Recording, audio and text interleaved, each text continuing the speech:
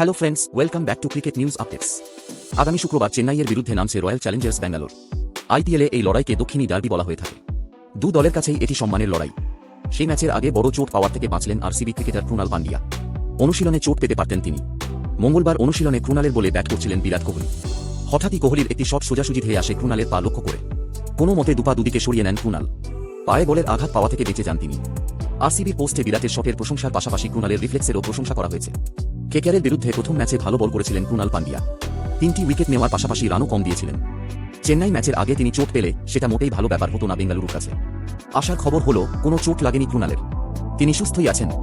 এদিকে কেকেআরের ম্যাচ চলাকালীন দলের ক্রিকেটার স্বস্তিক চিক্কারার একটি কাণ্ড প্রকাশ্যে এসেছে। সাজঘরে সবাই বসে থাকার সময় হঠাৎই কোহলির ব্যাগ থেকে তাঁর অনুমতি ছাড়া একটি পারফিউম তুলে নেন স্বস্তিক। তাঁর কাণ্ড দেখে বাকিরা হাসতে থাকেন। স্বস্তিক জানান, কোহলি পারফিউমে ভালো গন্ধ রয়েছে কিনা সেটা পরীক্ষা করার জন্যই তিনি ওই কাজ করেছেন। পরে বিরাট কোহলি তাঁকে জিজ্ঞাসা করেন, গন্ধ কেমন?